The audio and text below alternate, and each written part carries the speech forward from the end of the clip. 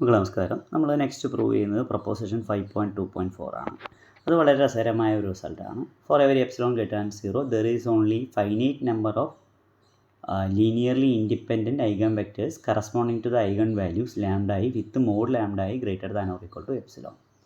That is there exist finite number of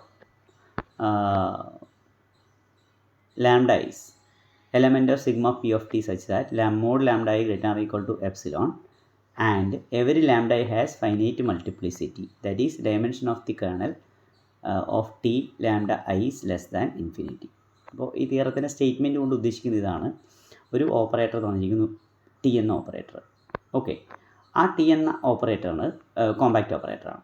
ഇവിടെ T എന്ന് പറയുന്ന ഓപ്പറേറ്റർ കോമ്പാക്റ്റ് ഓപ്പറേറ്ററാണ്. ഈ കോമ്പാക്റ്റ് ഓപ്പറേറ്ററിൻ്റെ ഐഗൺ വാല്യൂസും കറസ്പോണ്ടിങ് ഐഗൺ വെക്റ്റേഴ്സിനെ കുറിച്ചാണ് പറയുന്നത്. ഫോർ എക്സാമ്പിൾ, ഇപ്പോൾ ഈ ഐഗൺ വാല്യൂസ് ഒക്കെ നമുക്കറിയാം സ്ഥിതി ചെയ്യുന്നത് കോംപ്ലക്സ് നമ്പേഴ്സ് ആയിട്ടാണ്. അപ്പോൾ കോംപ്ലക്സ് നമ്പേഴ്സിൽ ഇപ്പോൾ ഞാൻ എപ്സിലോൺ ഈക്വൽ ടു 1/2 എന്ന് എടുത്തു കഴിഞ്ഞാൽ 0 സെൻറ്ററും 1/2 റേഡിയസ് ഉള്ള ഒരു ബോളിന് പുറത്ത് കുറച്ച് ഐഗൺ വാല്യൂസ് ഉണ്ടെന്ന് വിചാരിക്കുക. അപ്പോൾ λ1, λ2, λ3 3 പേര് ഈ 1/2 റേഡിയസ് വരുന്ന ബോളിൻ്റെ ഔട്ടർ റീജിയനിലാണ്, അല്ലെങ്കിൽ അതിൻ്റെ ബോർഡറിൽ കൂടി ആവാം. Mode lambda I greater than or equal epsilon എന്ന് പറയുന്ന പോലെ എപ്സിലോൺ 1/2 ആയിട്ട് എടുത്തിരിക്കും. അപ്പോൾ അവിടെ ഒരു 3 ഐഗൺ വാല്യൂ ഉണ്ടെങ്കിൽ ഈ ഒന്നാമത്തെ ഐഗൺ വാല്യൂയിൽ നിന്നും രണ്ടാമത്തെ ഐഗൺ വാല്യൂയിൽ നിന്നും മൂന്നാമത്തെ ഐഗൺ വാല്യൂയിൽ നിന്നും ഐഗൺ വെക്റ്റേഴ്സ് ഉണ്ടാവും. അപ്പോൾ അതിനകത്ത് λ1 നിന്ന് ഐഗൺ വെക്റ്റേഴ്സ് ഉണ്ടായിട്ട് ഒരുപാട് പേരുണ്ടാവും. കാരണം ഐഗൺ സ്പേസിൽ ഇഷ്ടം പോലെ ഇൻഫിനിറ്റ് നമ്പർ ഓഫ് എലമെൻറ്റ്സ് ഉണ്ടാവും. അതിൽ ലീനിയർലി ഇൻഡിപെൻഡൻറ്റ് എലമെൻറ്റ്സിൻ്റെ എണ്ണം ഫൈനൈറ്റ് ആയിരിക്കും. λ2 നിന്നും ഡെവലപ്പ് ചെയ്യുന്ന ഐഗൺ വെക്റ്റേഴ്സിൻ്റെ ലീനിയർലി ഇൻഡിപെൻഡൻറ്റ് ഐഗൺ വെക്റ്റേഴ്സിൻ്റെ എണ്ണം ഫൈനൈറ്റ് ആയിരിക്കും. λ3 നിന്നും അങ്ങനെയായിരിക്കും. ഇനി ഐഗൺ സ്പേസ് പറഞ്ഞാൽ നമുക്കറിയാം T minus lambda I equal to 0 എന്ന് പറയുന്നതിൻ്റെ സൊല്യൂഷൻ സ്പേസിനെയാണ് നമ്മൾ എന്ത് വിളിക്കുന്നത്?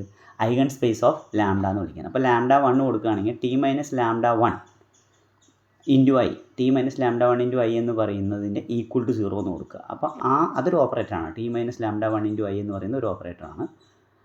അതിൻ്റെ ഐഗൺ സ്പേസ് അല്ലെങ്കിൽ അതിൻ്റെ സൊല്യൂഷൻ സ്പേസ്, കേർണൽ പറഞ്ഞ സൊല്യൂഷനാണ്. അതിൻ്റെ സൊല്യൂഷൻ ഇപ്പോൾ ടി ലാംഡ I കൊണ്ട് ഉദ്ദേശിക്കുന്നത് T minus lambda I into capital I ആണ്. അതിൻ്റെ സൊല്യൂഷൻ സ്പേസിൻ്റെ ഡയമെൻഷൻ ഫൈനൈറ്റ് ആയിരിക്കും. ഓക്കെ, അപ്പോൾ ഇവിടെ λ1ൻ്റെ ഉപയോഗിച്ച് കിട്ടുന്ന ടി ലാംഡ I എന്ന് പറഞ്ഞാൽ ഇവിടെ T minus lambda I into I, അല്ലെങ്കിൽ λ1ൻ്റെ കേസ് ആണെങ്കിൽ ടി മൈനസ് λ1 ഇൻറ്റു ക്യാപിറ്റൽ Iയുടെ സൊല്യൂഷൻ സ്പേസിൻ്റെ ഡയമെൻഷൻ ഫൈനൈറ്റ് ആയിരിക്കും. തൊട്ടടുത്ത് λ2ൻ്റെ കേസ് ഫൈനൈറ്റ് ആയിരിക്കും, എക്സെട്ര. നമുക്ക് ഈ എപ്സിലോണിൻ്റെ ഔട്ടറിൽ എത്ര ഐഗൺ വാല്യൂസ് ഉണ്ടെങ്കിലും അവരെയൊക്കെ ടി മൈനസ് ലാംഡ Iൻ്റെ സൊല്യൂഷൻ സ്പേസിൻ്റെ ഡയമെൻഷൻ ഫൈനൈറ്റ് ആയിരിക്കും എന്നാണ് ഇതുകൊണ്ട് മീൻ ചെയ്യുന്നത്. അതായത് λ1 നിന്നുണ്ടാകുന്ന eigen vector linearly independent eigen വെക്ടറിൻ്റെ എണ്ണവും λ2 നിന്നുണ്ടാകുന്നതിൻ്റെ എണ്ണവും അങ്ങനെ ഓരോരുത്തരും ഉണ്ടാകുന്നതിൻ്റെ എണ്ണവും എന്തുതന്നെയായിരിക്കും? ഫൈനൈറ്റ് ആയിരിക്കും. അപ്പോൾ ഇത് അസ്യൂം ചെയ്തു. ടി എന്ന് പറയുന്നത് കോമ്പാക്റ്റ് ഓപ്പറേറ്റർ ആണെന്ന് ഇവിടെ അസ്യൂം ചെയ്തു.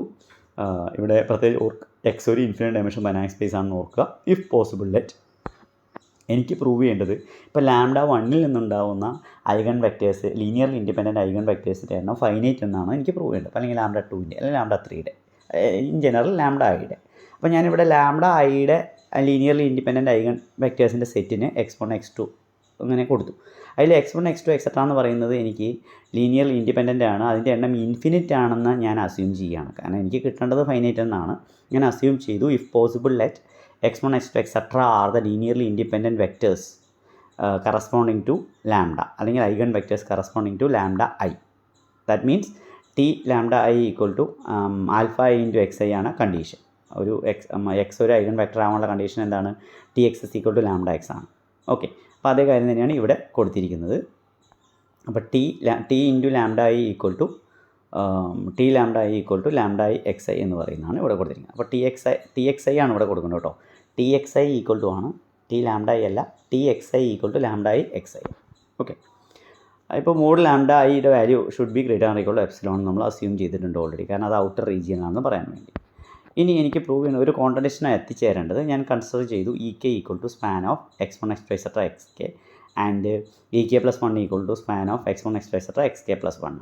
അപ്പോൾ എന്തായാലും ഒരെണ്ണം കൂടുതലുള്ളതുകൊണ്ട് EKയുടെ ഡയമെൻഷൻ k ആണ്, EK പ്ലസ് 1ൻ്റെ ഡയമെൻഷൻ k പ്ലസ് 1 ആണ്. അപ്പോൾ സ്വാഭാവികമായിട്ട് EK is a close subspace of EK plus 1. അതൊരു അസെൻഡിങ് സീക്വൻസ് സാറ്റിസ്ഫൈ ചെയ്യുന്നുണ്ട്.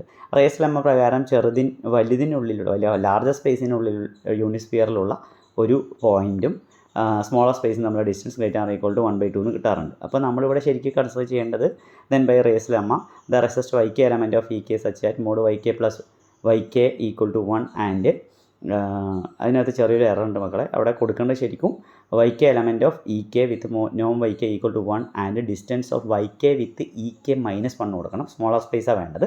ഇ കെ +1 അല്ല, ഇ കെ -1 ആണ്, greater than or equal to 1/2. Okay, അപ്പോൾ ഇവിടെ നമുക്ക് മോഡ് ലാംഡയുടെ value greater than or equal to epsilon ആണ്.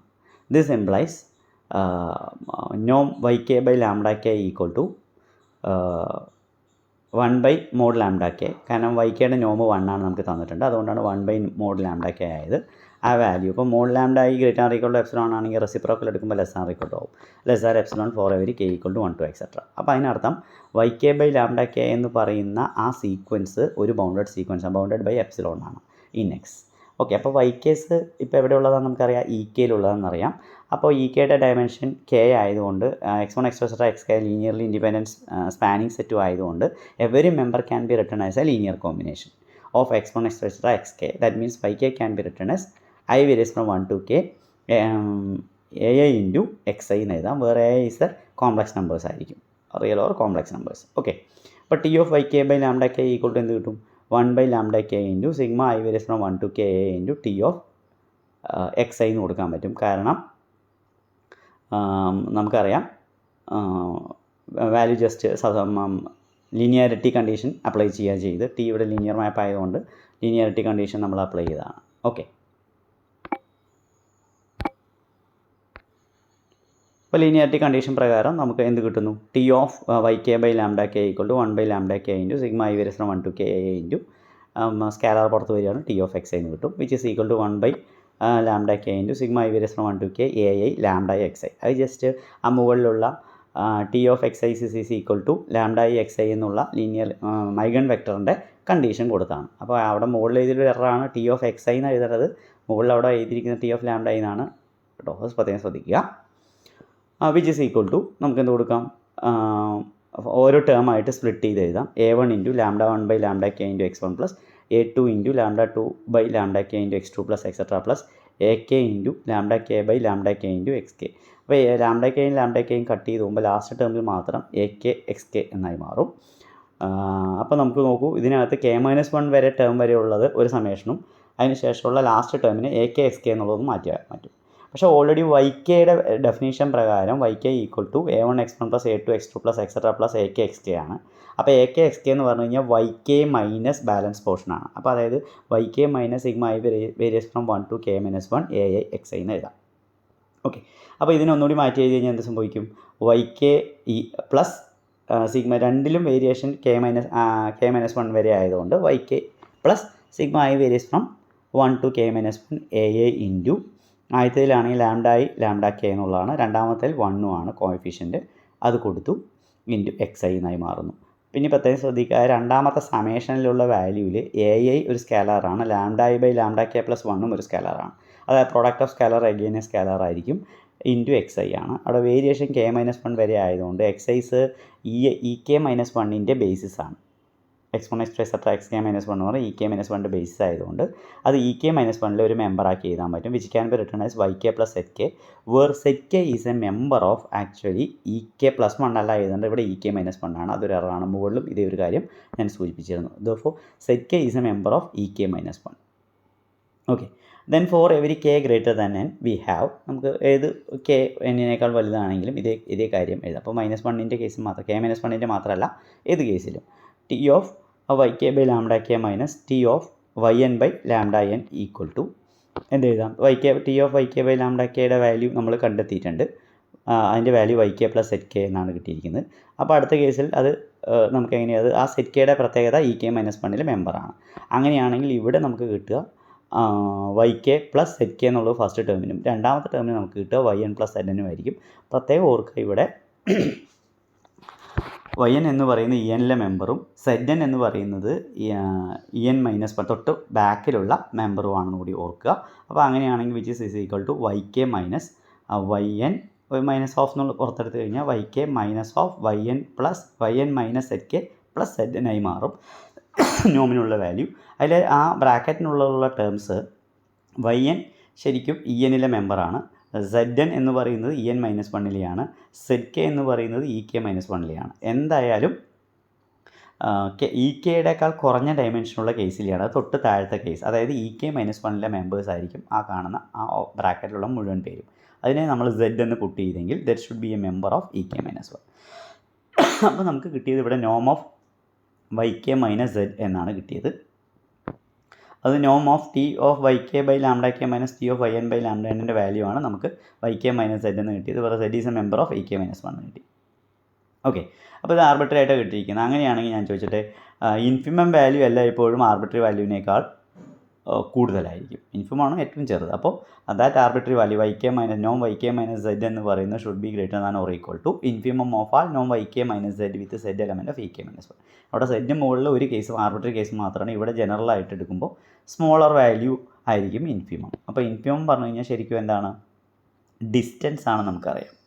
Distance of YK with EK-1 ആണ്. പക്ഷേ നമ്മളിവിടെ മുകളിൽ അസ്യൂം ചെയ്തിട്ട് distance of YK with EK-1 എഴുതുന്നത് അവിടെ +1 ആണ്. അത് എററാണ്, ഞാൻ പറഞ്ഞിരുന്നു. -1 should be greater or equal to 1/2 ആയിരിക്കും. അതിനർത്ഥം നോം of T of YK/λK minus T of YN/λN is greater or equal to 1/2. അതിനർത്ഥം നോക്കൂ, YK/λK ഒരു bounded sequence in the space ആണ്. അതിൻ്റെ image sequence T of YK/λK എന്ന് പറയുന്നത് ഒരിക്കലും കോഷി ആവില്ല. കാരണം greater than or equal to 1/2 ആയതുകൊണ്ട് അത് ഒരിക്കലും ക്ലോസ് ആയിട്ട് വരില്ല. എലമെൻറ്റ്സുകൾ തമ്മിലുള്ള ഡിഫറൻസ് ലെസ് ദാൻ എപ്സിലോൺ കിട്ടേണ്ടത്, greater than or equal to 1/2 കിട്ടിയത്. അതുകൊണ്ട് ഒരിക്കലും അതിനൊരു കോഷി സബ് സീക്വൻസ് ഉണ്ട്. അത് ഇറ്റ്സെൽഫേ കോഷിയല്ല, ഒരു സബ് സീക്വൻസും കോഷി ആവുന്നില്ല. അതിനർത്ഥം T ഒരു കോമ്പാക്റ്റ് ഓപ്പറേറ്റർ ആണെങ്കിൽ നമ്മൾ ഡെഫിനേഷൻ എന്താ പറഞ്ഞത്? XN ബൗണ്ടഡ് സീക്വൻസ് ആണെങ്കിൽ T ഓഫ് XNന് കോഷി സബ് സീക്വൻസ് ഉണ്ടാവുമെന്ന്. ബട്ട് ഇവിടെ XNന് പകരം YK/λK ആണ് ഉപയോഗിച്ചത്. അതിൻ്റെ ഇമേജ് സീക്വൻസിന് ഇപ്പോൾ എന്തില്ല?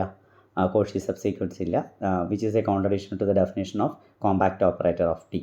ഓക്കെ, അപ്പോൾ T കോമ്പാക്റ്റ് ആണെന്ന് പറയുന്നത് കോൺട്രഡിക്ഷൻ കിട്ടും. ഓക്കെ, അപ്പോൾ നമുക്ക് എന്ത് കൊടുത്തപ്പോഴാണ് ഇങ്ങനെ കോൺട്രഡിക്ഷൻ വന്നത്? ഈ എക്സൈസിൻ്റെ എണ്ണം ഇൻഫിനിറ്റ് എണ്ണം ഉണ്ട്. ലീനിയർ ഇൻഡിപെൻഡൻറ്റ് വെക്റ്റേഴ്സ് ഐഗൺ വെക്റ്റേഴ്സിൻ്റെ എണ്ണം ഇൻഫിനിറ്റ് എന്ന് പറഞ്ഞപ്പോഴാണ് കോൺട്രഡിക്ഷൻ കിട്ടിയത്. അപ്പോൾ അതിനർത്ഥം ഫൈനൈറ്റ് എണ്ണം മാത്രമേ ഉണ്ടാവുകയുള്ളൂ എന്ന് ഓർക്കാം. ഓക്കെ, അപ്പോൾ ഈ തൊട്ട് മുകളിൽ പറഞ്ഞ കാര്യങ്ങളിൽ നിന്ന് നമുക്കൊരു കൺക്ലൂഷനിലേക്ക് വരികയാണ്. എന്താണ് ഒരു കോമ്പാക്റ്റ് ഓപ്പറേറ്ററിൻ്റെ പോയിൻറ്റ് സ്പെക്ട്രം അല്ലെങ്കിൽ ഐഗൺ വാല്യൂസിൻ്റെ കളക്ഷൻ എന്ന് പറയുന്നത്? അതായത് പോയിൻറ്റ് സ്പെക്ട്രത്തിൻ്റെ ഏറ്റവും വലിയ പ്രത്യേകത, ഇപ്പോൾ പോയിൻറ്റ് സ്പെക്ട്രത്തിൽ ഒന്നില്ലെങ്കിൽ ഫൈനൈറ്റ് നമ്പർ ഓഫ് എലമെൻറ്റ്സ് ആയിരിക്കാം. പിന്നെ അതിൻ്റെ പ്രത്യേകത നോക്കാം. The structure of sigma P is now clear that it is at most the sequence λI converging to 0 and every λI has finite multiplicity. അപ്പോൾ തൊട്ട് മുകളിൽ നേരത്തെ പറഞ്ഞത് അതിൻ്റെ λ1 λ2 എന്ന് പറഞ്ഞ് കുറഞ്ഞുകൊണ്ടേയിരിക്കും. അതെവിടേക്ക് കൺവേർജ് ചെയ്യുന്നു? 0ലേക്ക് കൺവേർജ് ചെയ്യും. 0 ഉണ്ടാവണം നിർബന്ധമില്ല. And every λI has finite multiplicity. അതിൻ്റെയൊക്കെ ഡയമെൻഷൻ ഫൈനൈറ്റ് ആയിരിക്കണം. കാരണം സൊല്യൂഷൻ സ്പേസിൻ്റെ ബേസിസ് ആണ് ലീനിയർലി ഇൻഡിപെൻഡൻറ്റ് ഐഗൺ വെക്റ്റേഴ്സ്. അതിൻ്റെ എണ്ണം ഫൈനൈറ്റ് ആണെന്ന് പറഞ്ഞുകൊണ്ടാണ് സൊല്യൂഷൻ സ്പേസിൻ്റെ ഡയമെൻഷൻ ഫൈനൈറ്റ് ആവുന്നത്. ഓക്കെ, അപ്പോൾ multiplicity of A eigen value എന്ന് പറഞ്ഞു കഴിഞ്ഞാൽ ഐഗൺ വാല്യൂവിൻ്റെ മൾട്ടിപ്ലിസിറ്റി പറഞ്ഞു കഴിഞ്ഞാൽ T - λയുടെ സൊല്യൂഷൻ സ്പേസിൻ്റെ ഡയമെൻഷനെയാണ്, അല്ലെങ്കിൽ കെയർ ഓഫ് T - λയുടെ ഡയമെൻഷനെയാണ് നമ്മൾ ജോമെട്രിക് മൾട്ടിപ്ലിസിറ്റി എന്ന് പറയാം. ശരിക്കും അൾജിബ്രിക് മൾട്ടിപ്ലിസിറ്റിയും ഉണ്ട്, ജോമെട്രിക് മൾട്ടിപ്ലിസിറ്റിയും ഉണ്ട്. അൾജിബ്രിക് മൾട്ടിപ്ലിസിറ്റി പറഞ്ഞാൽ ക്യാരക്ടറിസ്റ്റിക് പോളിനോമിയലിൻ്റെ ഒരു റൂട്ട്, ഇപ്പോൾ λ1 എന്ന റൂട്ട് എത്ര പ്രാവശ്യം വരുന്നുണ്ട് അതിനെയാണ് അതിൻ്റെ അൾജിബ്രിക് മൾട്ടിപ്ലിസിറ്റി എന്ന് വിളിക്കുന്നത്. ജോമെട്രിക് മൾട്ടിപ്ലിസിറ്റി പറഞ്ഞാൽ കെയർ T - λയുടെ ഡയമെൻഷനെയാണ് ജോമെട്രിക് മൾട്ടിപ്ലിസിറ്റി എന്ന് വിളിക്കുന്നത്. ഓക്കെ, അപ്പോൾ ഇവിടെ കോമ്പാക്റ്റ് ഓപ്പറേറ്റർ ആണെങ്കിൽ നമ്മൾ മനസ്സിലാക്കിയത് അതിൻ്റെ ഐഗൺ സ്പെക്ട്രത്തിൻ്റെ പ്രത്യേകത അത് ഒരു കൺവേർജിങ് സീക്വൻസ് 0ലേക്ക് കൺവേർജ് ചെയ്യുന്ന സീക്വൻസ് ആയിരിക്കുമെന്നും ഓരോ ഐഗൺ വാല്യൂസിൻ്റെയും മൾട്ടിപ്ലിസിറ്റി ഫൈനൈറ്റ് ആയിരിക്കുമെന്നാണ് നമുക്ക് കിട്ടിയിരിക്കുന്നത്. അതുകൊണ്ട് ഐഗൺ സ്പെക്ട്രത്തിൽ 0 ഉണ്ടാവണമെന്ന് നമുക്ക് നിർബന്ധമില്ല, പക്ഷേ 0 എന്തായാലും സ്പെക്ട്രത്തിലെ മെമ്പർ ആയിരിക്കും. അപ്പോൾ ശരിക്കും ഒരു കോമ്പാക്റ്റ് ഓപ്പറേറ്ററിൻ്റെ സ്പെക്ട്രം എന്താണെന്ന് ചോദിച്ചു കഴിഞ്ഞാൽ sigma P of T union singleton 0 ആയിരിക്കും. അതിനർത്ഥം ഒരു കോമ്പാക്റ്റ് ഓപ്പറേറ്ററിൻ്റെ സ്പെക്ട്രത്തിൽ റെസിഡ്യൂ സ്പെക്ട്രമോ അല്ലെങ്കിൽ സിഗ്മ ആറോ 3 കാറ്റഗറൈസേഷൻ ഉണ്ട്. അത് 3 പോയിൻറ്റ് സ്പെക്ട്രം മാത്രമേ അതിനകത്ത് വരുള്ളൂ. പിന്നെ സിംഗിൾട്ടൺ 0യും. ഓക്കെ, അപ്പോൾ sigma of T can be return sigma P of T union singleton 0 ആയിരിക്കും. Okay, thank you.